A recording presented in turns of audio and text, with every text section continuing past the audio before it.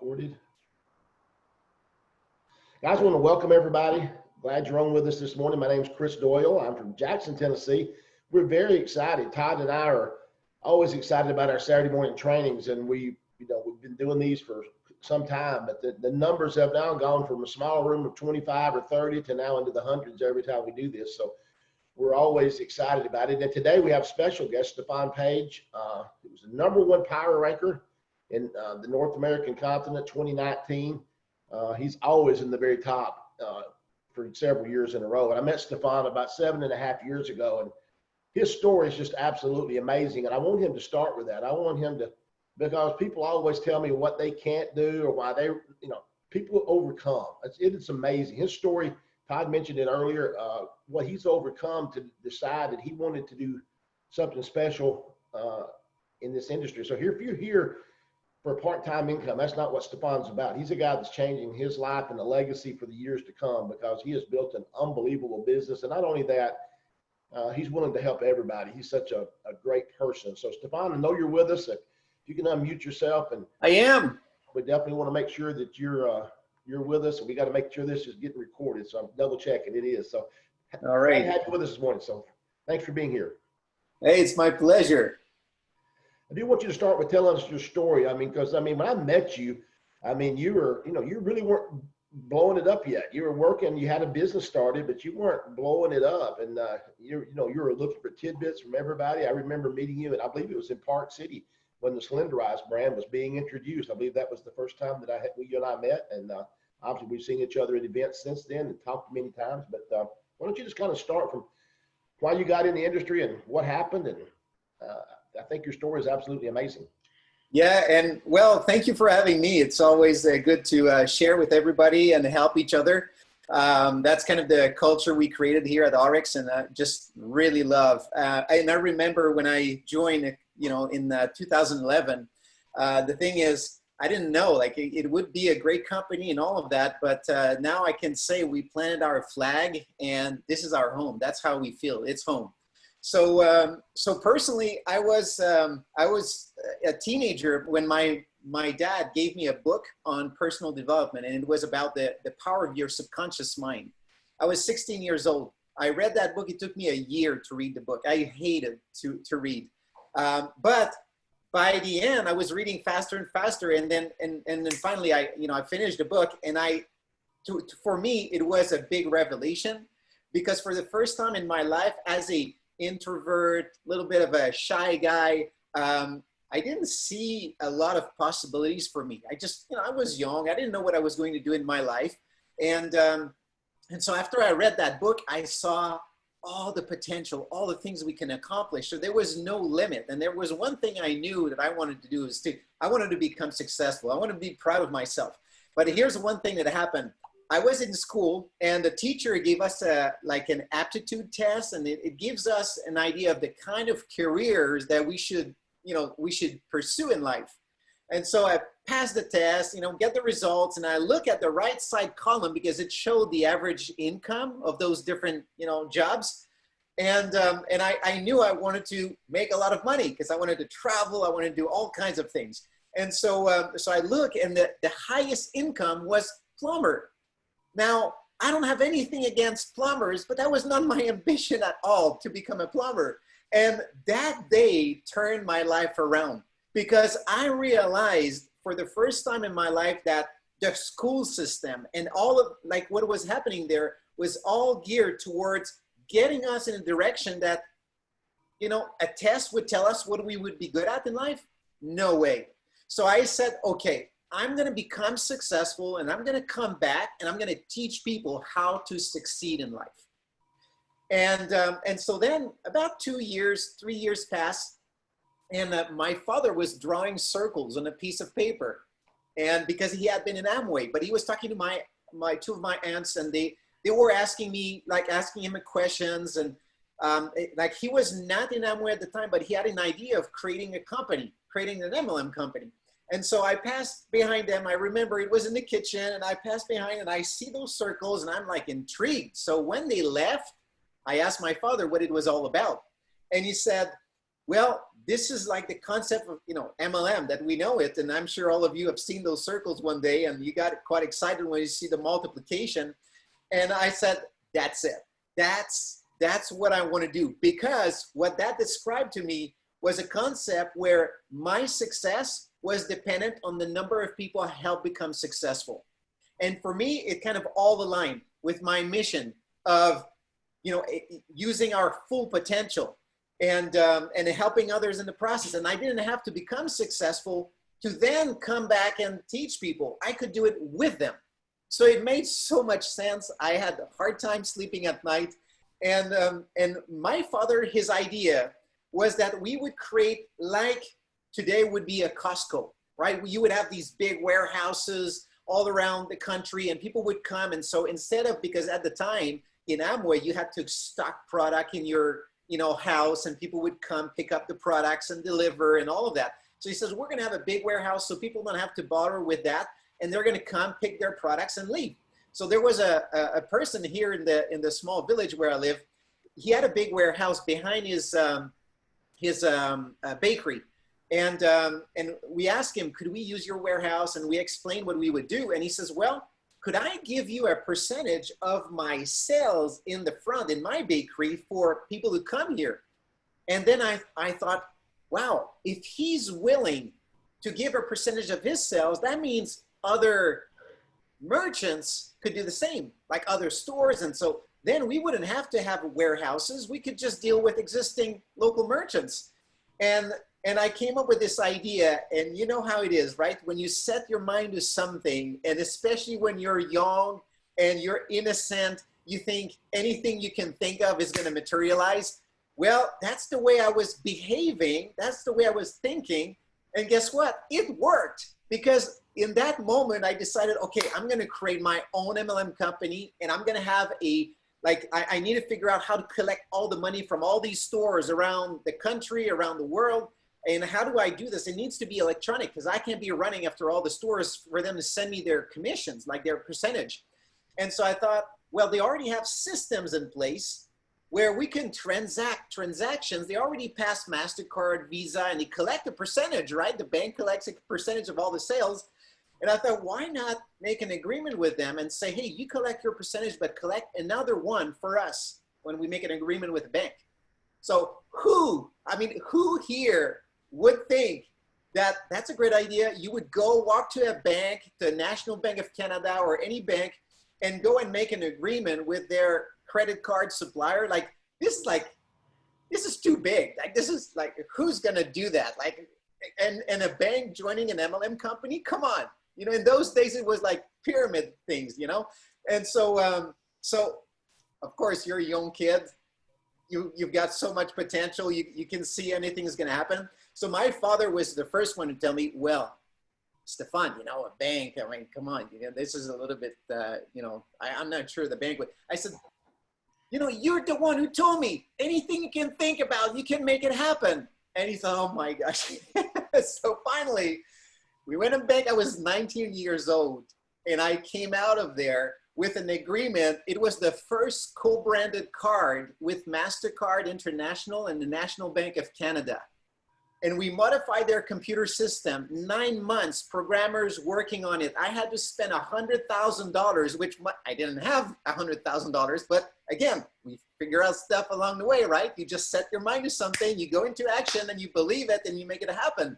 And so I came up with my own credit card, and I could show it to you if you guys want to see it, but that's what we had. So we had that credit card and we opened the market. So we built 11,000 people who had the card. We were recruiting more people than stores. It was just crazy. Now, it all looks good, but I'm giving you a little bit behind the scene of what my journey was. But the thing is, the margins were so small. It was tiny. There was no markup. So finally, I ended up a couple years later to basically close that company. All right. And I discovered along the way that my passion was not on the corporate side of running this big company with all the employees I had and all the paperwork and everything. I was not enjoying what I was doing. What I was enjoying was working with people in the field. So I quit that company. I closed it. and I joined Excel Communication. Now I did that for about 3 months before they were bought by Teleglobe. And so then they shut down the MLM and I was out of business again. So then I joined another company, which was Synergy Worldwide. And they were promising, we're gonna open Canada, we're gonna open Canada. I didn't speak English at the time, okay? So I was trying to figure out how do I build elsewhere while I'm waiting. And so I waited like over a year. I think it was 2 years, like trying to learn English, and it was like awful. It didn't work for quite some time. So finally I quit that company, and then I joined Body Extreme. Now I started to build Body Extreme, like huge momentum. We were like, it was one of those things that you see sometimes come in the market, like big wave, like tons of people joining. It's almost like a scam, right? And so that was happening. So the company shut down. I had a huge team. Company shuts down and start again. Now I'm telling you this, but this has been going on for about 15 years. Okay, 15 years of up and down and up and down and up and down, and each time you go up, but not as high as the previous time, right? And then go up again, but your enthusiasm is up, not a 10, maybe it's an 8, and then next time it's a 6, next time it's a 4. And so then you start to lose confidence in yourself, in your ability to do it. You start to think, well, are those things really work? Like, I'm looking at the big leaders go on stage, and some of them have been in the company for 6 months, and I just hate those people, right? And so I'm like, oh my gosh, I've been in it for so many years. How is it gonna, how am I gonna make this work? And then you start to transpose your belief into the people you will bring in, because you think, wow, if I sponsor someone and it takes them 10, 15 years like me, how am I gonna build a big network? So you doubt from every single aspect. Every time you try to do something, like approach people, recruit, whatever, you're doing it, but with hesitation, with doubts. And so I sunk into that hole to a point where I was totally like helpless. I didn't know like if I was going to be really successful in this business. And that's when I had my own MLM company, I had hired a guy called Randy Gage. And I had a translator come with me because I didn't speak English, of course, at the time. And he invited me to an event in California. That was in 2001. He invited me to an event. I said, Randy, I don't even speak English, right? I don't need, I'm going to go to the event. I'm not going to understand a thing. And he says, you need to be there. If you want to build this big company, you need to be there. So I flew over there. I arrived at the airport, and I have a paper that shows the address of the hotel. So I found a taxi, and I get to the guy, and I show him where I'm going because I can't speak the language. So I show him, and he understood, okay, I need to take him to that hotel. So I got to their hotel, and that's where I met Tim Sales for the first time. And so then I was listening to him. I didn't understand quite everything he was talking about. But the thing is, it made, like, I could see this guy was very logical. It was like step by step. And so when I came back home and I had actually his email address, I figured out how to get his email address. So for the next couple of years, as I was trying to build in Synergy and in other companies, then I was emailing him all the time. And I figured, like, I was writing something and getting someone to correct it and trying to just stay in touch. He would never answer. And I figured one day, I sent him an email and he replied back. And I saw that, okay, I analyzed all my emails trying to figure out why did he answer this one opposed to the other ones. And I saw it was just one line, like just no paragraphs, like no big thing, just one line. And he answered. And I said, okay, that's the trick. I can't ask him too much. I can't talk too much. I got to be right to the point. So he answered back. And next thing you know is, we're exchanging a little bit of information. And then on one day when I decided, okay, I'm done with this thing. I'm not with any company. And so I reached out to Tim, and in my broken English at the time, because I had studied his material over and over and over. And my wife was tired of listening to Tim Sales in the car, in the house, everywhere Tim Sales was, he was there. And so, and the way I basically learned to speak English was I would listen to Tim and I would record with a small tape recorder. I would record his audio playing. I would pause, like stop, and I would record myself, and then I would listen back to back. And I would say, oh, organization, like yeah, that's not the right way to pronounce it. Okay, so I would repeat like how he pronounces things. And that's how I basically learned to speak English, like repeating, rehearsing all the time. And I learned the language of MLM. If you take me outside of MLM, I have a tough time. Like you get me into the ranch or whatever, I don't understand much of what you guys are talking about, especially when I meet Chris and Todd, and oh my gosh, you know, they speak, I have no idea what they're talking about. So that's what I did, is I really learned how to speak, but then I got on Tim's, and that's a lesson for all of you guys, is that it's not that network marketing doesn't work. It's just that either you don't know what to do or how to do it. And if you start to focus on the simple steps, which are how to find prospects, how to invite so that people want to look at information, how to present so people want to join, and how to duplicate, so training and duplication, those are the 4 elements of the business. If you master each one, and sometimes people are like, oh, I want to do everything real quick. I focused on the first part. I was talking to prospects, but then I couldn't invite. And so I would talk to 10 people. One would say, yeah, maybe I'll take a look. And so I learned professional and inviter. I learned the 10 communication qualities. I knew them by heart. And I practiced, and I spent hours calling leads, like thousands of leads. I spent a lot of money on leads.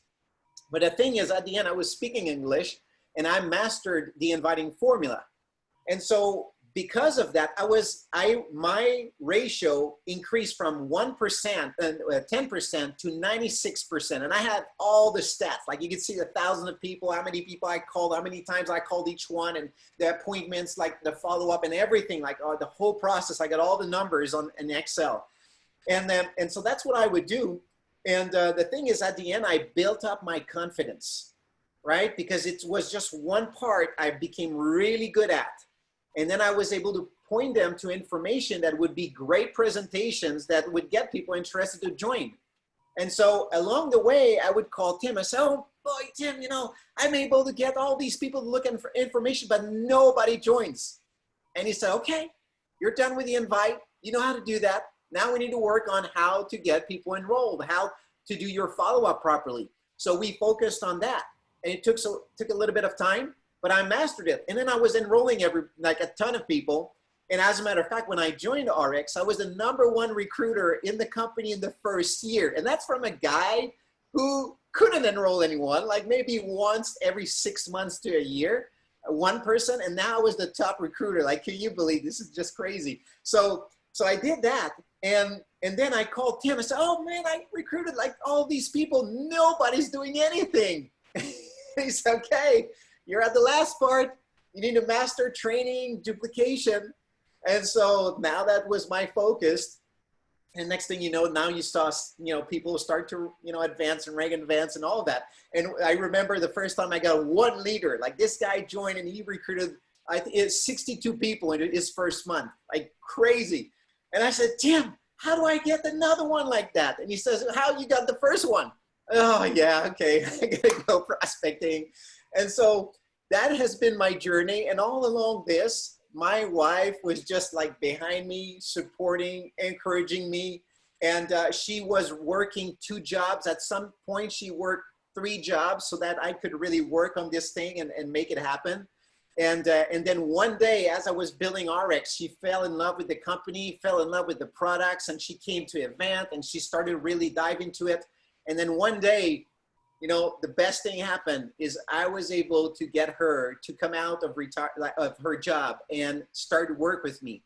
So now we're a team. We work together. We build around the world. It's like a few minutes ago, we were on a webinar in Asia doing a presentation of the products, and that was Claudia doing that. And so that's been in a couple minutes the whole story. And there's all kinds of lessons through that. But hey, if you have questions and want to, ask me more, I can share definitely more. How's that so far?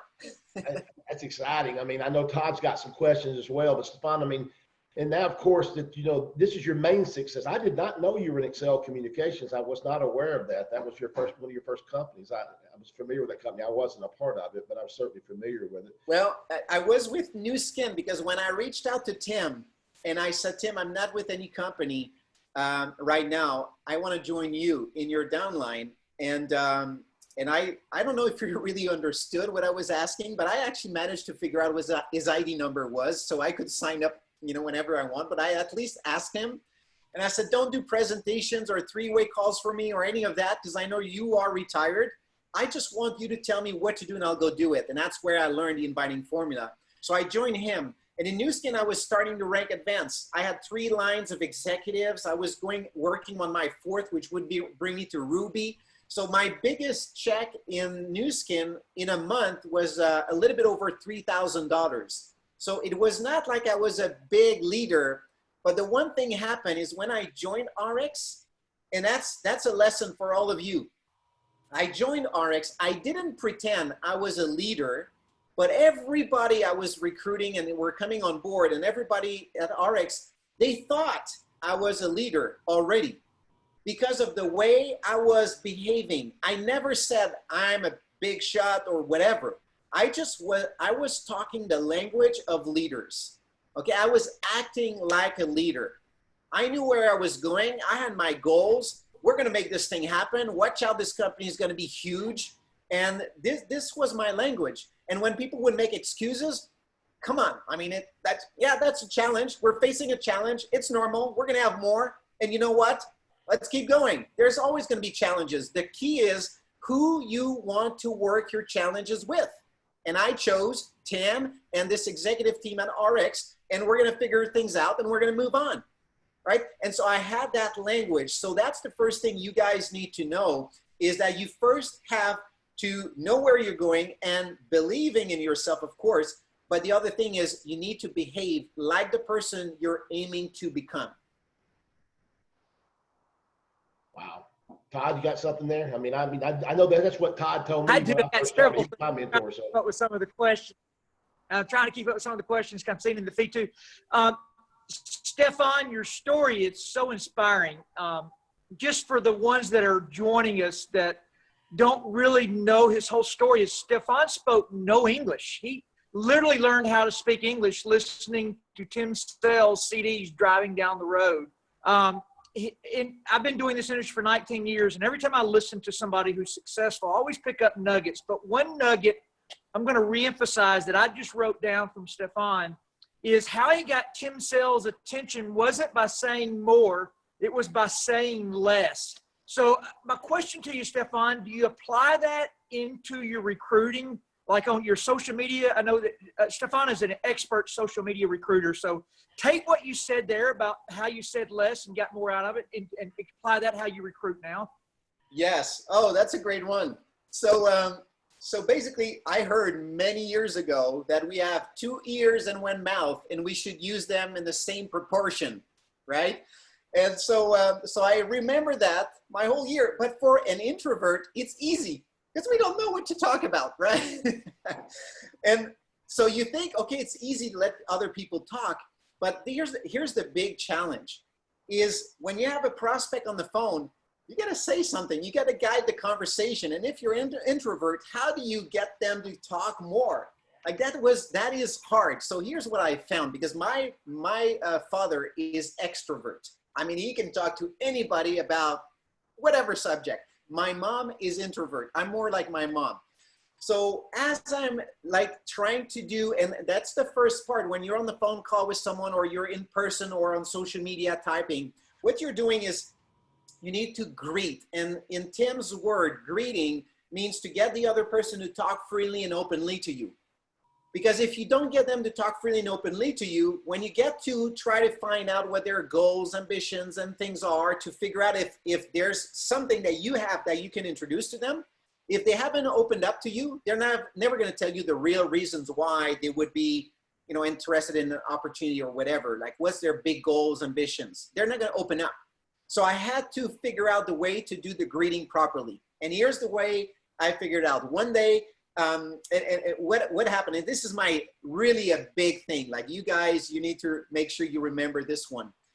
So when someone is talking, the first thing, like what you need to do is pick a key word in what they're saying back at you. So if you ask them a question, look at the key word in that phrase, like pick one keyword and ask another question about what they just said. Okay, so let's just do a role play real quick. So Todd, why did you join MLM? To create extra income so my wife could be a stay-at-home mom and I just not have to starve to death. A stay-at-home mom. So you guys have children? How many children do you have? We have 4. 4. Man, you have your hands full, don't you? All the time. They're older now, but boy, it used to be rough. They're older. How old are they? 1 out of college, 2 in college, 1 in high school. Oh my gosh. You must be a proud father. All dads are. Okay, so I'll stop here, but do you see that I could go on and on and on with this? And I didn't spend too much time on asking a little bit more about these, what he just shared, but I could have. I just wanted to go fast from one to the next, okay? But you could see that I asked him, why did he start MLM? And he says, because I wanted, my wife to be a stay-at-home. So I picked on the stay-at-home. I could have picked on wife. I could have picked on anything, but I picked on stay-at-home. So stay-at-home because they have kids. Oh, you have kids? Yes, I do. How many kids? So I picked on the kids, right? And so, okay, these are the ages. What can I ask about the ages? How old are they? Oh, they're, older. And so you see that you can pick a keyword in the phrase they give you to ask another question, and you're going to be able to accomplish the greeting. If you guys have read the book, and I did many years ago, it's called How to Win Friends and Influence People. They always talk about being interested instead of being interesting, right? And so the problem today is that people talk, they don't listen. But if you're the person listening to the other person, and the way they're going to know that you're truly listening is by paying attention to what they say and asking them more questions about using the exact same words they just gave you. And when you do that, you're going to have a person that's going to open up, because for the first time in a long time, they didn't have the chance to actually open up and talk freely. Because every time they are in a conversation with someone, the other person is waiting for that silent moment for them to come in and jump in and say something about what they're talking about. Okay? And so that is the reason that the business is a challenge for a lot of people, because they're trying to always talk and talk and talk. So anyway, that's my tip, but use those keywords. You're going to find that it's so easier to have those meaningful conversations, and people will open up easily to you. I want to ask a question, Stephane. Stephane, Go ahead, Todd. Are you like Chris? I'm sorry. I was going to say is that I think one of the things that's most important here is that you stay focused. I mean, even though you didn't have a lot of success early, and I was one of those people as well. I didn't really do well at this early on. And you see these people, I heard you say, I saw these people get up on stage in 6 months and they were doing so great. And yet you didn't have that success. But I'm going to say some of those people you saw on stage have never had the success you've had. So how did you stay focused? What made you keep going when it didn't look like it was succeeding for you? I mean, what was the key there? Because I think that's so important. So many people quit. I mean, I get that's, if there's anything that frustrates me about my business is I see people with potential. I use that word. They have potential, but it don't mean squat unless they follow through. And then you get people. So what made you make it? What would you say was your focus? Yeah. So of course, goals, you have ambitions, you have goals, but I found that sometimes the goals are interesting, but it's you looking at what will happen if you don't reach the goals. Then you get on panic, and sometimes we're going to take more action on things we fear than things we reach out for. Okay, so I would constantly remind myself of what will my life be if I don't reach my goals. And I was thinking about missing out on the best years of our kids' life, the traveling, like the life we were aiming for. And I said, okay, these are the goals. But then I looked at, what if we don't get to travel? What if we miss on the best years of their lives? What if, like, what is going to be our life if we don't do all of those things and don't become the people we want to become? And I was scared to death of that part of my potential life. And because of that, it made me just stay on track. And you know, I was afraid of it. So I was running away from that. And then it pushed me into taking action. So everybody keeps asking, so how do you duplicate? What is your secret for duplication? Yeah, definitely. We all know it's simplicity. So what we're going to do is when we get someone started, and I heard that, I don't know, a couple of years ago, they say that initially what you do is you need to have systems in place, all right? Because if you have systems in place, people come in and they join and they know, okay, here's how I invite someone. Here's like a little text or text message I can send to someone to invite them. And here's then the next step is the presentation is this one. It's one simple video or it's whatever it is. It doesn't matter. Every system that you guys use, it all works, but it needs to be broken down into simple steps. And so you have systems in place. The next phase is where you teach people skills, because they need to become skilled at what they do. Because once they've been through their warm market, the people they know, the people they don't know are not forgiving, right? So you need to be skilled at the business. So it would be like how to answer questions, objections, how to invite properly, like the greeting and all of that. So teaching them the skills. And then the next phase is leadership. Now you've got teams in place. You need to manage leadership and all the drama that can happen, you know, things like that. And so those are the three phases. So the key to duplication is the first phase is systems. And so when I became good in MLM, I became good because of the skills, because Tim taught me the inviting formula and all of that. So what I did, and it's default by nature, is the way we succeed, the way it is for us, the key that was our success, that's what we're going to teach others. So for me, it was the skills. And that's where I was sponsoring tons of people, but no duplication. Because every time I would get someone on board, I would focus them on developing their skills. And they would go on forever. Because by the time you learn the inviting formula, the 10 communication qualities, how to handle questions, objections, I mean, it takes a long time and you never feel ready to do it. So then I realized, okay, I need to have systems in place for people who join. They don't necessarily need the skills yet. They need to take action, simple action. Send this text message and you're going to get a reply. So the person is going to say, yeah, show me what you have. Okay. And so if you have that in place, then your people can get started very quickly. They start to get people in the process, start to get people in the pipeline. Then it's easy for you to start to teach them the skills because now they're open. Why? Because they have people in the pipeline. They want to learn the business. They see it's happening. So now you're building them into these people who are skilled. Once they're skilled, they know the business. They can do it and it's happening. They're able to do it. Like it's easy. And then they get to the next phase. So for me, it was those three phases, but the systems in place needed to be there on the front. Todd? So Stephane, a couple specific questions. By the way, I want to mention one more really great nugget I love that you said, and that is that that you were perceived as a leader, although you weren't a leader. And I always call that posturing. And I always tell people you don't have to be a know-it-all, but you do have to posture in the conversation. And I've always noticed that about you. I always, even before I knew you personally, I always watch everybody and kind of see how they're acting. And whether you were or not, you always carried yourself as the expert in the room anytime I was around you. But here's the question for you. I just saw John Oakey make a post, and it triggered something that I wanted to make everyone know, and that is that you grew up speaking French in France. You moved to a really remote area in Canada where you really don't have any neighbors or not even really a small town. You live out in the middle of God's country.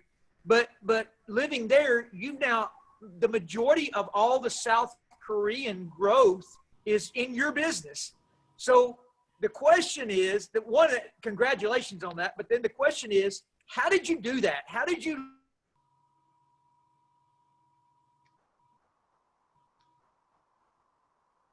Okay, so I think we lost him. He did. I think he wants to know how you got South Korea going, because we know the Yeah, answer okay. is.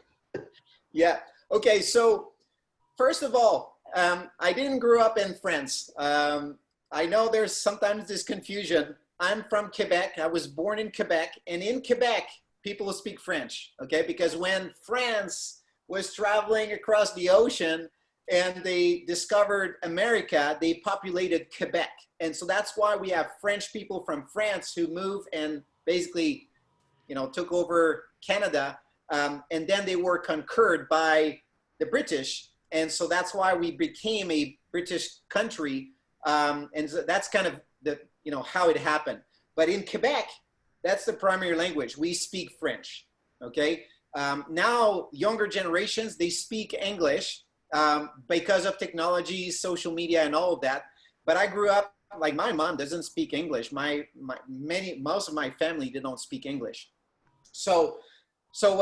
Okay, so how did I end up with South Korea? Yeah, I would like to give you some kind of an exciting thing to look forward to, right? But I really don't. I really don't have anything crazy to tell you about South Korea, because every single one of you will eventually experience this, and it's the power of the fourth generation. And what it is that you will find within your fourth generation your key leaders, the people who will explode your lines. It usually happens within your first 4 generations that you find that person. And to me, that's what happened. I recruited a lady who recruited a guy who recruited a lady who had the contact for South Korea. And that third one here had a lot of clout. She's someone who built like huge organizations in the past. She never earned less than $200,000 a month in MLM. And so she came to Ariix and she says, I want 2 markets. I want Thailand and South Korea. And Ariix said, well, we're ready to open another country in Asia. You got to pick one. And she chose South Korea. And that's how it came. Now, here's the thing. That was in August, September of, I think it was 2014, I think it was 2014. So she came on board, and then they were supposed to open South Korea by December of that year. But the process was taking a long time. It was a long process. And it finally opened in May of that following year. And so those 3 people above Korea, they quit. They left. They joined another company. And they gave up their position. They just resonated. They were just frustrated that it was taking all this time. And so next thing that happened is I inherited South Korea. And so I was the only one who flew over there, who just, we just went over there and supported the team and all of that, and showed that, they have an upline and we care about them, and we're there to support. And so the day one, as soon as they open, I asked them, when is your event? When can we come? And they told us, and we went over there. So we've been there 2 or 3 times a year, and ever since, and we just support teams. That's how we ended up with South Korea, 4 generations. I think that everybody thinks it's going to be magic that you knew somebody. So you didn't know those people. Someone else introduced you to those people. That was a question we had pop up. I knew that was the answer to that. And that's where I think we call it following the trails. And by the way, just so you know, when you said you didn't speak English, neither does Todd and I. We just speak it's something similar to English. And I'm not sure what language it is. I know you always laugh. Our Southern accents always give you, in Southern country, I'm not sure what we have. So here we don't have an accent, see, because we're down south. Anyway, so one thing I want to talk about, because everybody is always, they talk about systems. And I mean, oh, now it's your turn. Talk about the business up front as well. Yeah, I missed, Chris, the critical part. You cut for a moment. I said my internet came out first. My question was, when you got somebody that just come, I have people that got a lot of customers, but they're embarrassed to tell them about the business. Is there some way that I always share the business at the beginning. I don't ever stop, but I'm curious of what your thing is. When somebody becomes a customer, how do you share the business side? Okay. All right. Good. Glad you repeated 2 or 3 times to help me. You just did that because it wasn't internet. It was just you just need to interpret my Southern accent. I know what it is. Yeah, I picked the first word there, the second and the second time, and then the third, and put it all together, and it made sense. Okay, that's fun. And I see some of my Quebec friends nodding. They too were lost. Yeah, so how do you turn customers into reps? That's the question? Yeah, something like that. Yeah. Close enough. Yeah, not all customers. Like we do have customers, and we don't necessarily convert them into reps. They're customers, they're fine. Just like I believe that if I go to that's a bad example, but let's say Subway. Let's say I go to Subway to buy a Subway. I don't necessarily want to buy a franchise, right? So what I'm looking for is if I have a customer, and especially with weight loss, it's a easy way to convert people into the business, because very often people around them ask them what they've done, right? And so from there, they tell me, hey, I'm going to refer you my friend who's, asking me questions about what I've done. And I said, well, I never, told you about this, but maybe we could discuss it. But the thing is, you could actually have your products free at some point. If you have a couple friends that ask you about it, you could get your products free and make some extra money. I don't know if that would be something you'd like to consider. And often they're going to say, well, yeah, how does that work? And so then we introduce them to the business. So from the weight loss side, it's almost like by default. It's going to be a no-brainer. It's going to happen pretty easily. If they're not necessarily a customer from from the weight loss side, what I'll do at some point is I can bring it up. Like I've got some of our customers that we told them, and you say, hey, I know you love the product, and I'm sure you know people that could benefit from them. And the thing is, we have like some systems in place and a business that is quite simple to manage. And if you ever considered making money online with your cell phone and laptop, we can show you how the system works. So I'm trying to sell them more on the system, the methodology, than telling them that they can sell the products. Because a lot of time, those people who are consumers, they don't see themselves being salespeople, okay? So I'm gonna approach it more from, we've got systems in place and a business model that, using your cell phone and your laptop, you can actually build a business with this, and we can show you how we operate, how we do it. And would you like to take a look at it? So that's the way we're gonna do this. One last thing I want you to add, I don't know if Todd's back with us or not, he may have a question, but obviously, I met you 7.5 years ago, and you'd already been with the company since the very first day. Tell us where you see obviously we all know what's happening to some degree, but for those that have only been in the company for the last year, talk to us about what you've seen and where Ariix is going. Because I know where it's going, but I wanted to hear from somebody else. Yeah, and sometimes people say, oh yeah, it's different for you. You were there at the beginning, I say, okay, let's do something. I'm going to give you my catalog I had at the time, and you go try to build a business with that. Right? So that was a different time. So of course, as we're moving forward, things are becoming so much easier, so much simpler. And so I believe there's these different phases in a company's, history. And the first phase is where nothing is proven.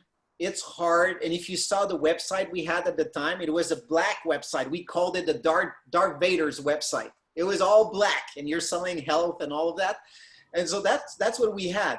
And at that time, we were only selling the vision of where we are going. What is this company going to become? And today it has become what we envisioned at the time.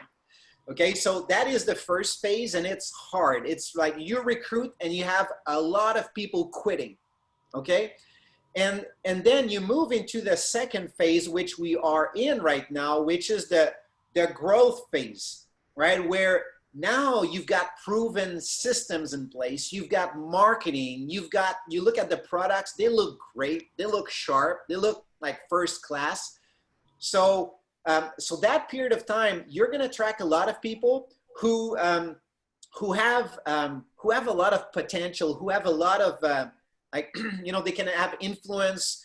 Some are network marketers that they don't want to join the too early companies because we know that 98% of them are going to be out of business. So they don't want to be part of that, but they don't want to be part of the bigger corporations that have done multi-billions of dollars because they say, we want to be part of the growth. And so now is a time where you're going to see the masses coming, and you're going to start, the name is not yet known out there, but it's going to start to become known. In the next, I would say 18 months, 3 years, this is going to change. Like, people are going to hear Ariix. And even through that period of time where they begin to hear Ariix, if they didn't join at this time now, they're going to join then.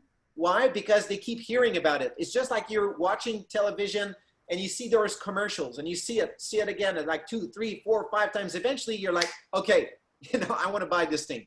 Okay. So this is kind of where we're going. And we're in that phase now where we're attracting lots of people. There's less attrition because the people who join at the beginning, they're so it's so annoying because you have no marketing, you've got nothing. I mean, it's hard. You don't have systems. So it really is for the visionaries. Like, you got to go work, recruit.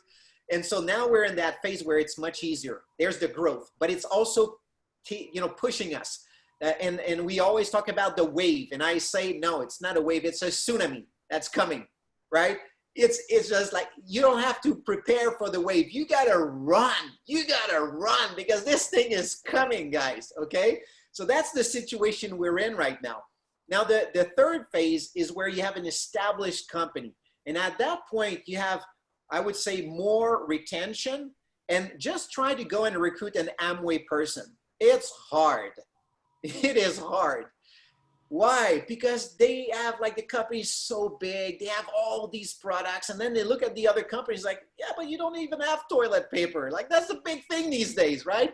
You don't have these. So that's what's happening, is that people, they see all the infrastructure, the markets, they have everything. So they feel they have something so much better than you have. So they want to stay there.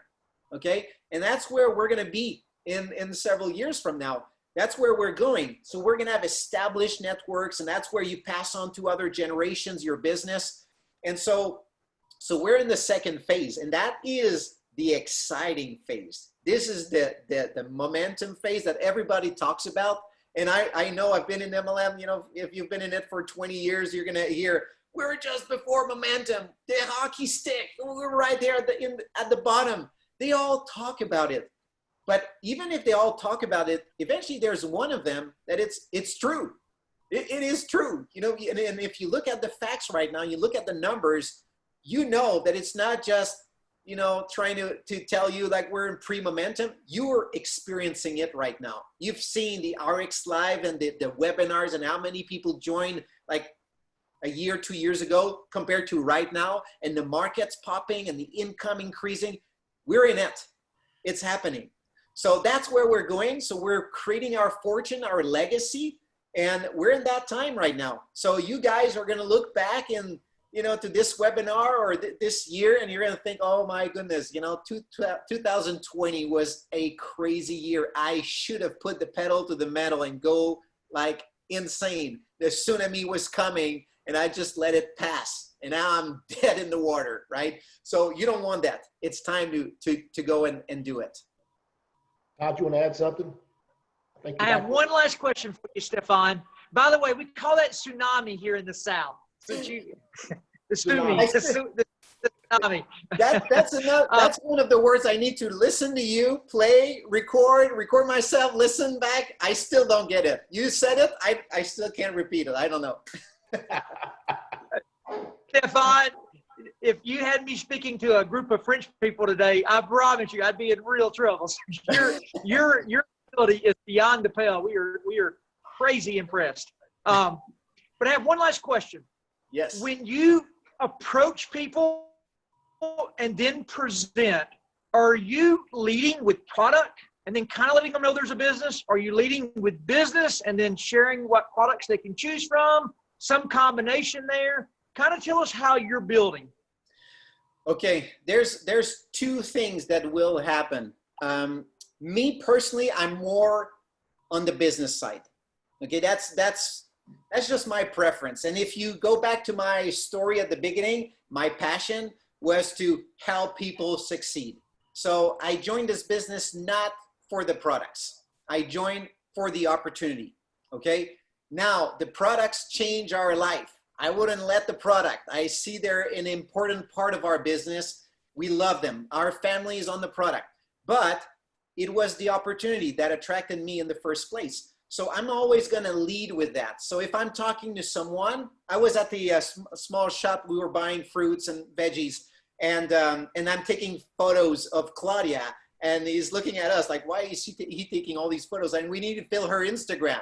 And so because we have an online business. So I lead with the business. I could have led with, well, we're in a wellness company. We try to buy good food, but I didn't. I led with the online business. Okay. So that's what I do. But the other scenario that I was referring to is if I'm talking with some people and I see that they're talking about, oh, I'm tired, I work all these hours and all of that, then I'll lead with the opportunity. But if they're saying like, I'm tired because, I need to lose some weight, or, I lack energy or whatever, then I'm going to lead with the products. Okay. So obviously, depending on if I have a person in front of me that I see that I have something that can benefit them, I'll lead with what can benefit them. So here we go. So the third nugget of the day is, and this goes back to Chris's question earlier, is you really are going to get what you're attracting. So maybe one of the reasons Stephane's business is so big is because he's attracting business builders with what he's sharing, where sometimes where people can't get their business to duplicate, it's because what they're sharing is attracting customers. So I've never heard a better analogy ever than sometimes people just want to go buy a Subway sandwich. They don't want to go buy a Subway. And sometimes people don't want to go buy a Subway, and they may not even eat Subway sandwiches. They just want to own the business. So, and then the fourth nugget was he listens. And so there are some people that maybe we just go lead with products. They're the customer, but you're good, especially in the time frame we're in right now with so many small business owners being really have the noose around their neck financially with the virus slowing their businesses down. There's a huge market of people out there looking for a home-based business and some security. And if all we're talking about is fat loss, they don't even know we're talking to them. So real key nugget, Stephane, you are absolutely amazing. Thank you for giving us your time. Stephane, Chris, none of us are all on the same team. We're all shooting for the Founders Club. So Stephane, we thank you. We'll pay you back anytime you need us. And you're just an amazing guy. You and your whole family. Thank you for having me on. It's always a pleasure to share with you and work with you. We got a great people in Ariix. We tend to attract people who are like us, and that's the kind of people we attract at Ariix. So if you feel that you resonate with with some of us, then know that this is your home. This is your place. You're going to feel comfortable. You're going to love this. So thank you, and look forward to joining you back. Hey, we're going to invite you down south and let you come stay down in some of this humidity and learn to speak Southern. So we're going to just invite you to spend a few days down here. You and Claudia need to come to either mine or Todd's house and spend a few days. I understood about half what you said, but I heard that we're welcome to your place. So I got that part. All right, guys. Stop the recording.